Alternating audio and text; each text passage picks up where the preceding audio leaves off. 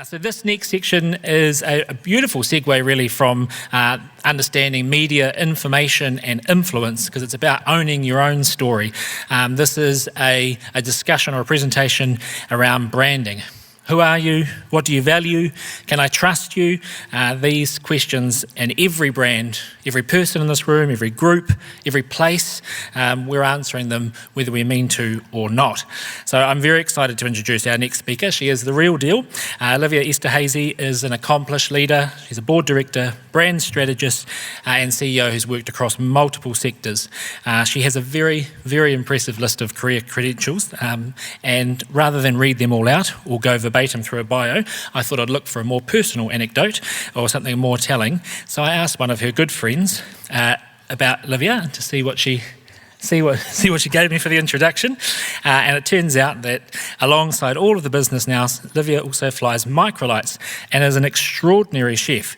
Her friend Jodie, who is with us here today, described her as brilliantly ambitious and beautiful and the kind of person who makes you laugh so hard that your cheeks hurt. She brings care and creativity to everything she does. So on that note, will you please welcome Livia Esterhazy. Aww. Thanks, Jodes. That was awesome. Yes, enjoying microlights. You'll understand why soon. So, tēnā koutou, tēnā tātou katoa. Ko Atlantic, ko Pacific, na moana, ko lukulis te awa, ko French, ko Australian, ko Hungarian, na iwi. He whangai ahau o te iwi o Ngāti Kuri, ko Esterhazy, ko Lelonde, ko Raharui, na hapu. Ko Nigel, toku whaipo, toku rima a maua tamariki, kei te au kei tai o aurere aho inohoana, ko Livia Esterhazy, no reira, tēnā koutou, tēnā tātou katoa. Thank you. But for those who didn't understand, I'm Livia Esterhazy, and yes, I'm a bit of a mongrel, so French, Australian, Hungarian, born in India, settled here in fabulous Nelson, Tasman region with Nigel and our 5 children who have flown the nest, which is why there's time to go flying in a microlight, which is so exciting. My whole career has been on working with brand, communications, marketing, and basically helping businesses transform and grow. So what I'm hoping to do today is give you some knowledge, some stories of what I've learned over my 30 years that might help your businesses in this region and beyond. So moving on to what is a brand? And a lot of people immediately think, oh yeah, that's an obvious question, Liv.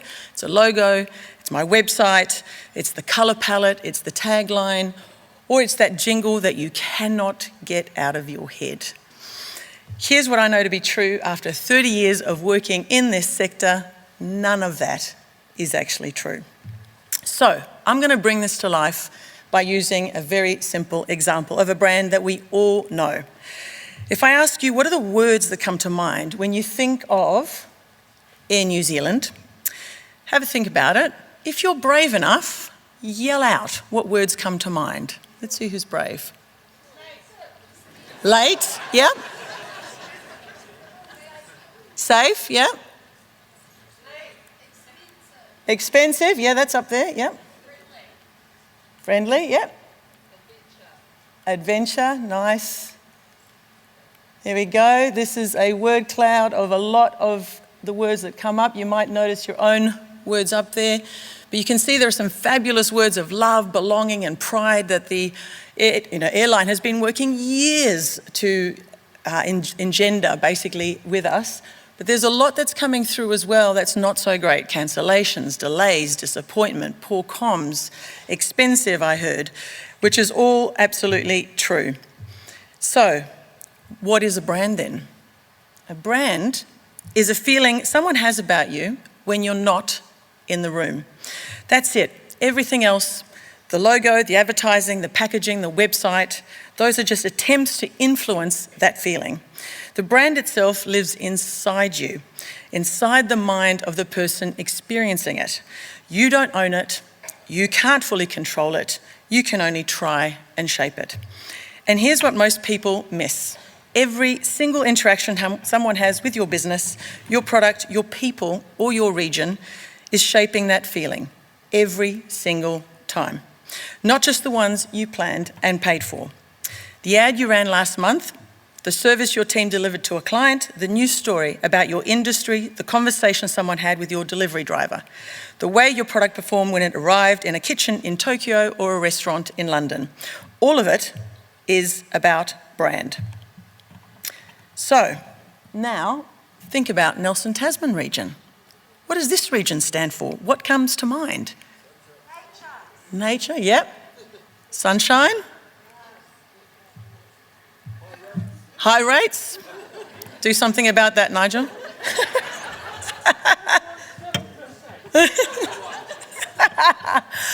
So thanks to the Nelson Regional Development Agency, I've been lucky to be lended this lovely piece of work that was done recently for the brand refresh. So you'll again recognise there's a lot of emotion, there's a lot of feeling that's coming out here in this word. So this is about head and heart. So brand managers and marketers spend their entire careers trying to control something that ultimately lives in someone else's head and heart. Not an easy job.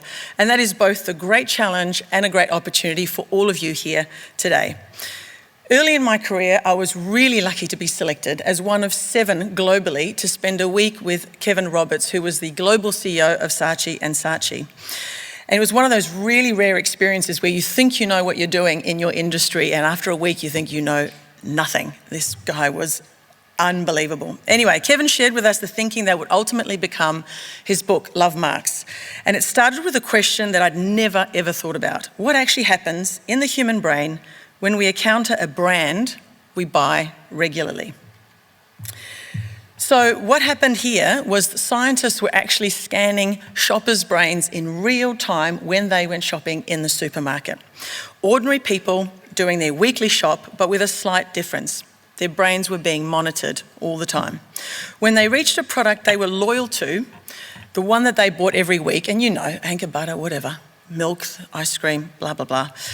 What lit up in the brain was not the rational, logical component or the decision-making part of the brain.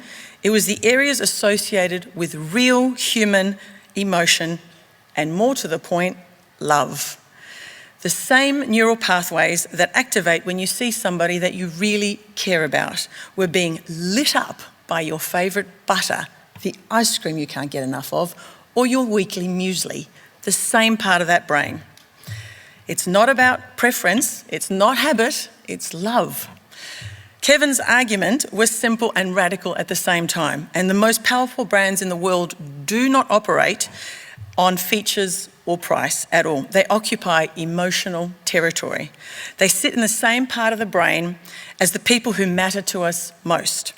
And once a brand earns that space, loyalty follows almost automatically, because you don't rationalise your way out of love. So the next time you look in your shopping trolley, have a good look at the friends you are surrounding yourself with, because that's who they are. They're right there. Now, for those who know me, you do know me as a bit of a geek. I love technology, and Jodie has also said that I love cooking, which is absolutely true. And the science that came through with Kevin Roberts sort of proved a point in our household where my husband, Nige, keeps saying, God, you love that fridge, or you love those ovens much more than you love me. Science has proven, Nige, that might be true. That might just be true. Anyway, another thing I did learn, and this is really important for your businesses, is that decisions are also not made rationally. So you might sit there going, no, I'm pretty rational. I make my pros and cons list and I know what I'm doing. I can tell you right now, that is not how your decisions are made. Some of you may already know about the metaphor of the elephant and the rider being the brain, our brains, rational thinking, and the elephant is the emotion, right? And the idea is if the rider wants to go left, then we go left. But if the elephant decides, I'm not going left, I'm going right, you're going right. Emotions are much more powerful than your brain. And this was actually ultimately proven correct physiologically speaking by a patient in England in 1982 called Elliot. Unfortunately, Elliot had to have a part of his brain tampered with because he had a tumour in his orbital frontal cortex, so it's the front part of the lobe. While the surgery left his intellect, his memory, his IQ completely intact, unfortunately it touched the area where our emotions sit. And after that surgery, he was pathologically unable to make a decision. Would you like tea or coffee? Can't answer the question. Would you like your meeting at 2 or 3 o'clock? No answer. He was not able to make even what we would all assume is a rational decision, incapable of making decisions. So which proved once and for all, a rational argument will lead to a conclusion, but an emotional one will lead to action.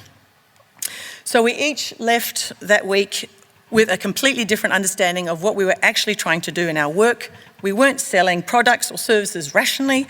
We were trying to create human emotional connection at scale. And here's what stayed with me ever since. Through everything that has changed in marketing and communications over the last 20 years, we heard the panel and how incredible media has changed, all the technology, all the disruption, all the new channels and platforms. None of it changes that fundamental truth. At the end of every interaction is a human being making a decision with their heart. That never changes, that never will. So let's talk about what has changed, because a lot has changed a lot faster than most of us have been able to actually keep up with. So I'm going to give you a little bit of a story of how AI, all the disruptions have come about, and you might recognize some of this as well. So when I started in my advertising career, the world was relatively simple, and this is actually before my advertising career. So imagine if this is an organization, it's your business, right? So there's a building there, and you want to say something really interesting about your business. You put a billboard up, right? You create something, you design, you put your logo up there. That's who your business is. Bright, bold, carefully designed, and the walls are solid.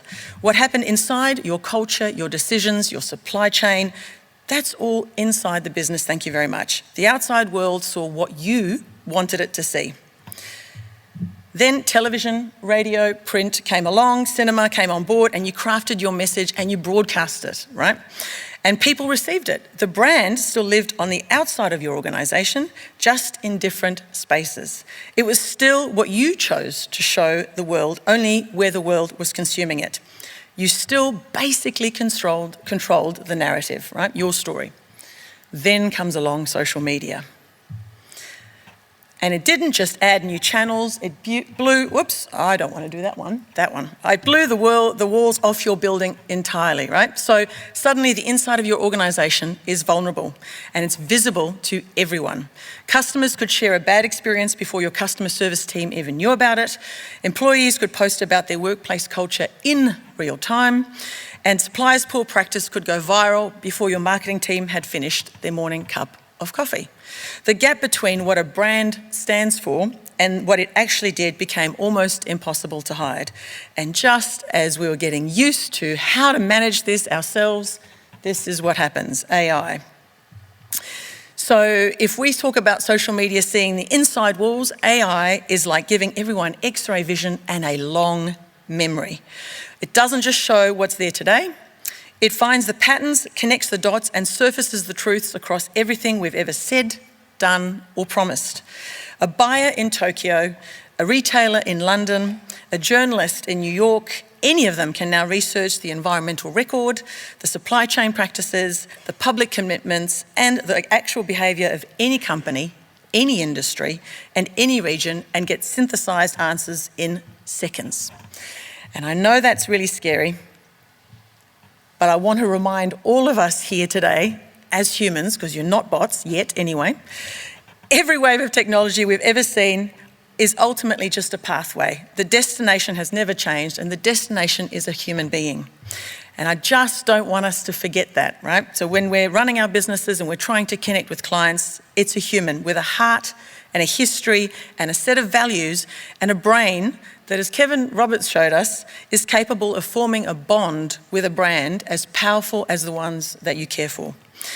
John Holloway was a managing director of RGA, which is one of the world's leading digital innovation agencies, and he put it pretty plainly: humans don't have a problem with finding out about things. We're creatures of curiosity and discovery. What we have a problem with, though, is being lied to, being disappointed, being sold a promise that doesn't hold up when you look closely. That was true in 1985, it's true today, and it'll be true in 2035. The technology changes, the channels change, the speed at which truth comes up changes. dramatically, but at the end of every interaction is a human being.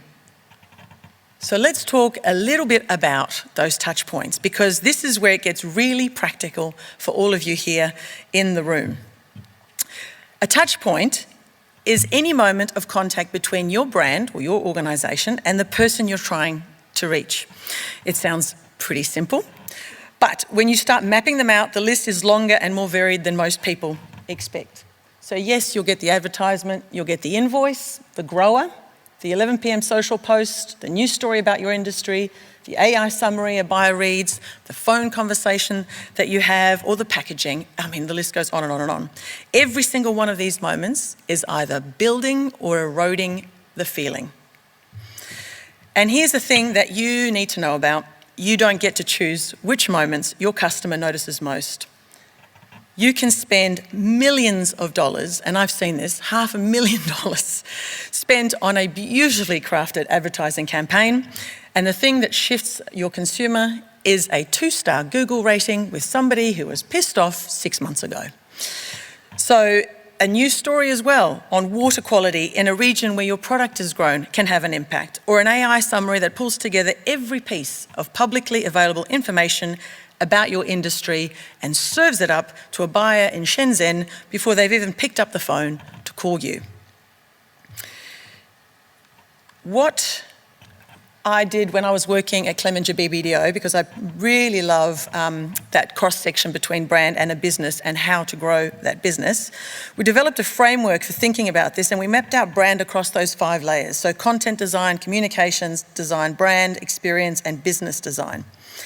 And what became immediately apparent when we mapped all of our clients and their organisations to this framework was that most organisations were only actively managing those top 2 tiers, right? Content and communications, and leaving the rest basically largely unmanaged. And yet it's those 2 lower layers where the brand promise is often kept or broken, where your clients are actually interacting with you on the daily. So a great ad cannot save a bad experience. A beautiful, beautiful brand identity, and I've worked on some, cannot survive a supply chain that contradicts your values. So the gap between who you say you are and who you are is really, really critical. So I'm going to bring you up with an example here today. This one here, where you go. New Zealand's food and primary industries. They've built a brilliant, extraordinary reputation in global markets. Premium buyers, loyal buyers, markets that actively seek out New Zealand provenance. That reputation has been earned over decades. Interaction by interaction, season by season, producer by producer. And having come from the Primary Industry Conference this week, at the beginning of the week in Auckland, let me tell you, this industry is not slowing down, which is really exciting. But that reputation is not a fixed asset. It's a living, breathing thing shaped every single day by thousands of individual decisions made by people who probably don't think of themselves as brand managers, and many of you are probably here today. The grower choosing whether to reduce synthetic inputs or take the easy path out this season. The fisher and the choices some, not all, make about how they operate when no one is watching. The processor and the environmental footprint, the exporter and what they put on the label, every one of those decisions is either reinforcing or undermining the premium that New Zealand commands in markets all around the world. So I thought I'd bring it closer to home. This is a program that I am part-time directing. It's a brilliant program which is called A Lighter Touch. It's $27 million between MPI, collaboration between MPI, the horticulture, arable and viticulture industries.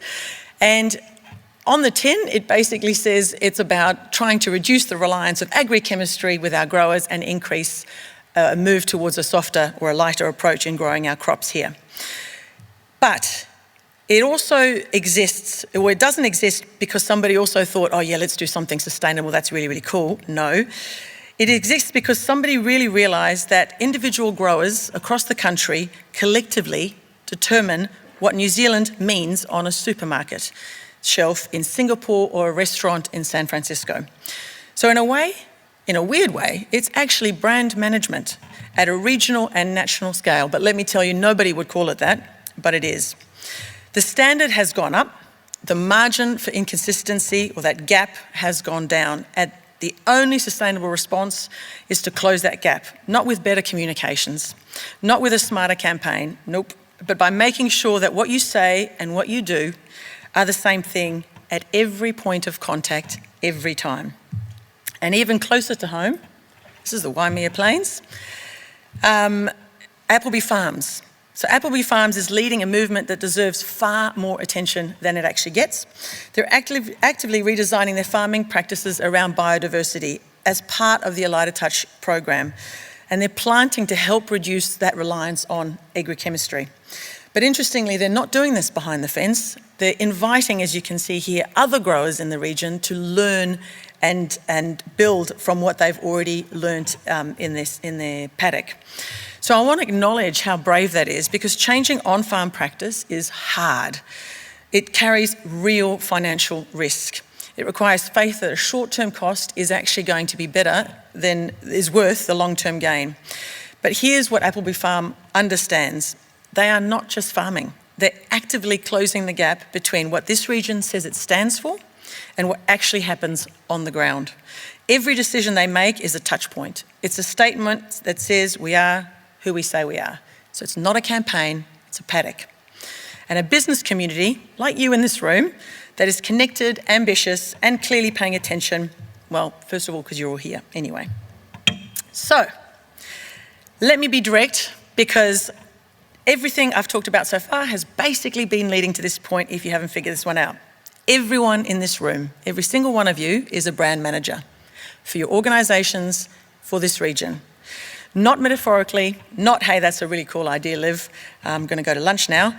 I know you'll all be thinking, no mate, I'm not a marketer, I'm a logistics company, I grow apples, I work in construction, I manage a fishing crew, I don't know anything about brand. It's someone else's job. Well, think again. Look at what we've established together today in the last 20 minutes or so. A brand is a feeling someone has about you when you are not in the room. AI has given buyers X-ray vision with a long memory, and the premium that Nelson and Tasman exporters command in a global market, or the attraction to the region of tourists time and time again, rests entirely on a promise that is being kept or broken every single day by individual decisions made by people who, like you, are probably thinking they are not brand managers. That's the gap, and closing that gap is everybody's job. So just to give you a bit of a wider context again, we've seen what happens at a national level when the gap between promise and reality gets exposed. So this, 100% Pure New Zealand, is one of the most celebrated destination marketing campaigns ever created. It was brilliant. It built an emotional promise, clean, green, unspoiled, that travelled around the world and drew visitors here for generations. And then the walls came down and people discovered some home truths. Almost half of our rivers are now deemed unsafe for swimming. 90% of our original wetlands are gone. So the gap between the promise and the actual product was drawing quite large. And that is where disruption happens in the minds of our potential consumers. And interesting, what happened is, obviously it's pretty hard to change wetlands and grow them back. It'll take, hundreds and hundreds of years, or etc. But what they've done is tourism industry has gone back and said, find your 100%, which I thought was actually really smart. So now it's selling the time you spend here and the promise you'll leave 100% fulfilled. A smart shift away from a promise whose product couldn't fulfill. And it's not just tourism we need to be worried about, it's happening in the very industries that matter most to us here. New Zealand's seafood sector is a world-class industry, and many of the businesses in it are doing genuinely outstanding work. The quota management system is respected internationally, and yet research published in 2024 found that the vast majority of environmental claims on New Zealand seafood packaging across the sector as a whole were vague and unsubstantiated. Some international retail buyers, including really big household names, have raised questions about certain fishing practices, and that concern doesn't just stay domestic. It travels with your product, and it lands on every business in every sector, including the ones doing everything right. So the pattern is consistent. We build extraordinary reputations, we command premium prices on the strength of a provenance story, and then individual decisions can start to quietly erode the promise. Not dramatically, not all at once, but touch point by touch point. So what is the promise Nelson Tasman is making to the world? And is everything you do, every decision you make, every point of contact you control, living up to it? Because if it is, if this region decides collectively to act with that kind of integrity, the ingredients are already here. Which brings me to the good news just before I let you out for lunch. Not the kind of optimism that gets wheeled out at the end of a conference, but real evidence-based reasons to be confident about what this region can do and what your organisations can do within it. The world is absolutely noisier, it's more volatile, and there's more transparency and less trust and much more scepticism around. Trust has been also never harder to earn and easier to lose, right? But the organisations, no matter how big or small you are, the regions and the countries that will win in this environment are not the ones with the biggest marketing budgets. They are the ones where the promise and the reality are the same thing, where what you say and what you do are aligned at every point of contact, at every time, by everyone. Think about what we have here in this region. It's incredible. A blue economy, seafood and aquaculture that international buyers actively seek out and are willing to pay a premium for when the story holds up behind it. A horticulture sector growing strongly with export revenue climbing year on year in markets that are increasingly asking not just what they're buying, but how was it grown, where did it come from, and whether the environment and the people were treated well. Natural landscapes that people travel from the other side of the world to experience and that give every product grown or caught here a provenance story that cannot be replicated anywhere else in the world. A $420 million endowment fund being invested in the future of Te Tauihu, the top of the south, through the Wakatu settlement, a powerful long-term signal of confidence in this region and its people. A natural playground. This region is a hive of activities and experiences. Not the high adrenaline of Queenstown, we don't want to be that, but a beautiful mix that so many of us enjoy. Long lunches at the vineyards, a fabulous connected bike trail across the region, golden sandy beaches to play in or on, and then there's the sky as well, of course. Oh, and there are very cool people in this region. That's why we're all here. So here's what I want to leave you with. After all the technology, all the disruption, all the platforms and algorithms and AI that we've been talking about today, at the end of every single one of them is a human being. A human who bites into a Tasman apple and decides whether it was worth the price. A human who hires a kayak at Kaiteriteri and paddles into the Able Tasman on a clear morning and feels something that they'll be telling people about for years. A human who opens a bottle of Moo Tree wine in London and asks, "Where is this? I want to go there." A human who loses themselves in a digital world built right here in Nelson and comes back wanting more. A human who walks into your business today or calls you or clicks on your website and decides in that moment whether they trust you. These moments, those human moments, that is what every touch point, every decision, every business in this room is ultimately pointing towards. The brand that earns that place in people's hearts don't get there through advertising. And I've done that for many years, and I can guarantee you that. They get there through every person who touches the product, the place, the experience, making a decision that says, we are who we say we are. Nelson Tasman has everything it needs to own this story. A brand is not a logo or a tagline. It's the feeling someone has about you when you're not in the room. And here in Nelson Tasman, every one of us is shaping that feeling, whether it's for the individual businesses that you own or the region, every single day. The question is, are you doing it deliberately? Thank you very much.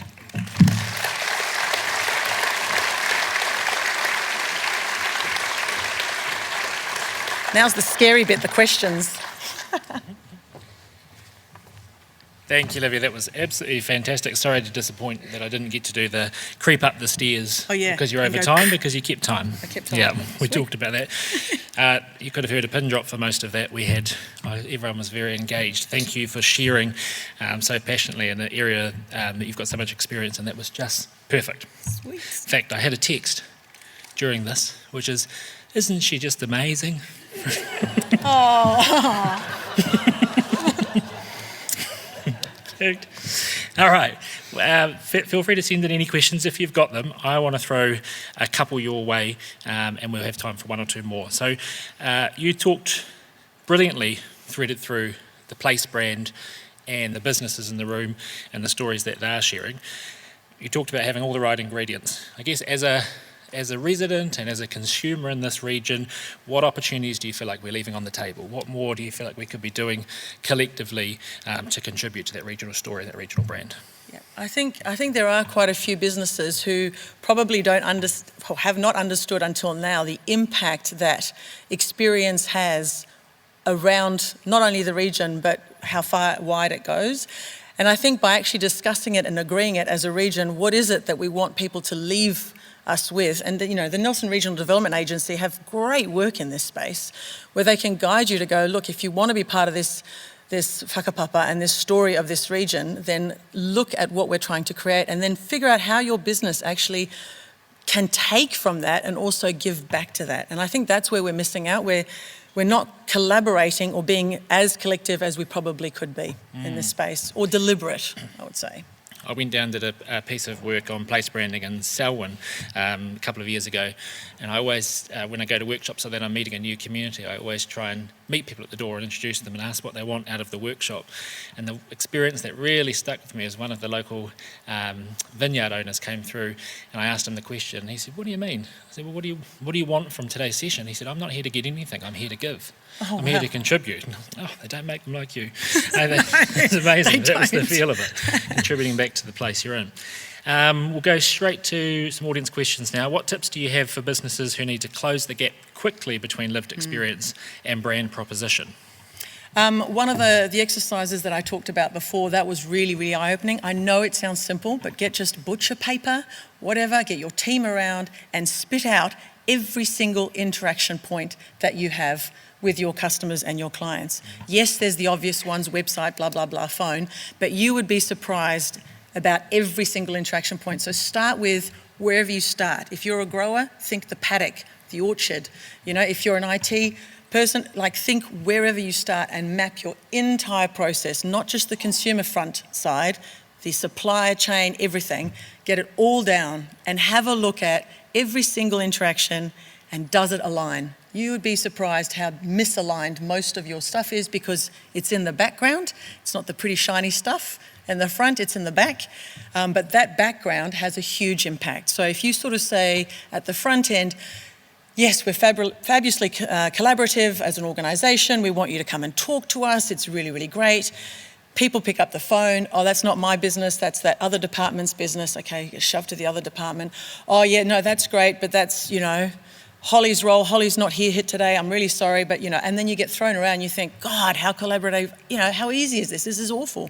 So be very aware of what you're trying to say and replicate it at every single touch point of the organisation. It's a really good segue to the next question, which is, so often brands neglect the feeling their own staff have about them. How would you encourage businesses to ensure that they remember their internal brand ambassadors? Yes, absolutely. I think that is one of the missed opportunities big time. Every single one of your staff members has to know and feel and believe and love your brand, because when they step outside your organisation, that's a little brand walking around in the wild, and they're off. And if they start to say, "Hey, it's so shit, blah, blah, blah," then you're screwed, right? Because it's a person that's inside the organisation going, "Yeah, it's all shit in there."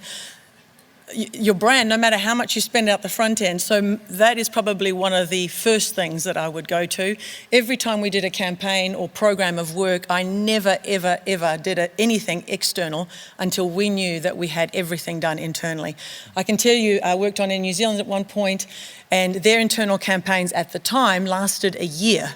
1 year internally before they went out externally with a campaign to make sure that their teams understood what was being asked of them, not just what was being said on the billboard, but really engaging so that it came to life when the campaign or the shift went out the door. So I completely agree. I think start with your internal team as well around that.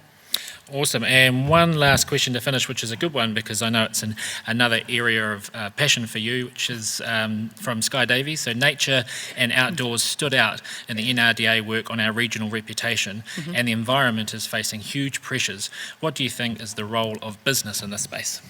Yeah, so I think what I love personally is that interaction around sustainability and business. So I ran World Wildlife Fund as chief executive 5.5 years.